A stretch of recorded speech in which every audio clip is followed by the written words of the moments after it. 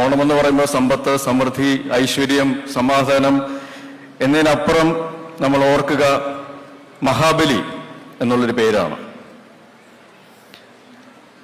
അദ്ദേഹം ഭരിച്ചിരുന്ന സമയത്ത് സമത്വമുണ്ടായിരുന്നു. എല്ലാവരും ഒരുപോലെ, ഒരു വ്യത്യാസവുമില്ലാതെ എല്ലാവരും ഒരുപോലെ കാണുന്ന ഒരു ഭരണാധികാരി. എനിക്ക് തോന്നുന്നത് മാറി മാറി വരുന്ന സർക്കാരുകൾക്ക്, മന്ത്രിമാർക്ക്, പ്രത്യേകിച്ച് മുഖ്യമന്ത്രിമാർക്കുള്ള ഏറ്റവും വലിയ കടമ്പ എന്ന് പറയുന്നത് ആ മാവേലിയുമായിട്ട് താരതമ്യപ്പെടുക എന്നുള്ളതാണ്.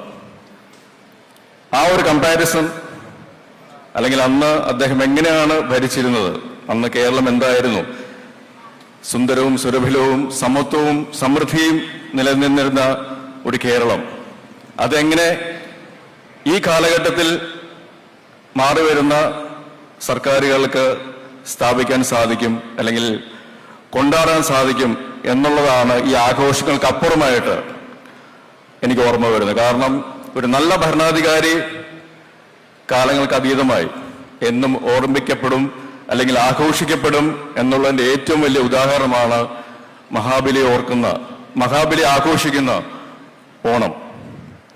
അപ്പം അതുകൊണ്ട് തന്നെ മലയാളികൾ ആഘോഷിച്ചിരുന്ന ഓണത്തിൻ്റെ എല്ലാ സമൃദ്ധിയും ഐശ്വര്യവും സമാധാനവും ഈ മാറി വരുന്ന ഭരണ സംവിധാനത്തിലൂടെ നമ്മളെ ഭരിക്കുന്ന ഭരണാധികാരികൾക്ക് കൊണ്ടുവരാനായിട്ടുള്ളൊരു അനുഗ്രഹം ഉണ്ടാവട്ടെ എന്ന് ആത്മാർത്ഥമായിട്ട് ആഗ്രഹിക്കുന്നു, പ്രാർത്ഥിക്കുന്നു. കേരളം ടൂറിസം ഭൂപടത്തിൽ ഏറ്റവും മുൻനിരയിൽ നിൽക്കുന്ന ഒരു പ്രദേശമാണ്.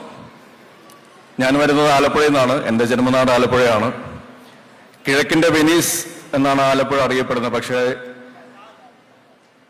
ഞാൻ വെനീസിൽ പോയിട്ടുണ്ട്. അവിടെ കണ്ട കാഴ്ചകൾ വെച്ച് നോക്കുകയാണെങ്കിൽ വെനീസിനെ പടിഞ്ഞാറിൻ്റെ ആലപ്പുഴ എന്ന് പറയേണ്ട ഒരു അവസ്ഥയിലേക്ക് കേരളം വന്നിട്ടുണ്ട് എന്ന് പറയുമ്പോൾ അത് ഒരു മലയാളി എന്നുള്ള രീതിയിൽ നമുക്ക് എന്നും അഭിമാനിക്കാവുന്ന ഒരു കാര്യമാണ്.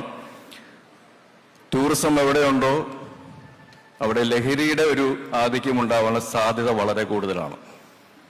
അവിടെയാണ് നമ്മുടെ സർക്കാർ കൊണ്ടുവന്നിട്ടുള്ള തൂഫാൻ എന്ന പദ്ധതിയുടെ പ്രാധാന്യം മനസ്സിലാക്കേണ്ടത്. ഇന്ത്യ ലോക ജനസംഖ്യയിൽ ഏറ്റവും മുന്നിൽ നിൽക്കുന്നതാണ്, ഒന്നാമതാണ്. ജനസംഖ്യയുടെ ശക്തി എന്ന് പറയുന്നത് ജനങ്ങളുടെ എണ്ണത്തിലല്ല, അതിലുള്ള ചെറുപ്പക്കാരുടെ എണ്ണത്തിലാണ്, ശക്തിയിലാണ് അത് അളക്കേണ്ടത്. അങ്ങനെയുള്ള ഒരു യുവതലമുറയെ ലഹരിയുടെ അടിമത്തത്തിലേക്ക് അവരെ വീഴുമ്പോൾ അതിൽ നിന്നും അവരെ കരകയറ്റുവാനായിട്ട് ഏതെല്ലാം രീതിയിൽ അവരെ നല്ല ജീവിതത്തിലേക്ക് കൊണ്ടുവരാൻ സാധിക്കും എന്നുള്ളതിൻ്റെ ഒരു ഉത്തമ ഉദാഹരണം കൂടിയാണ് തൂഫാൻ പദ്ധതി.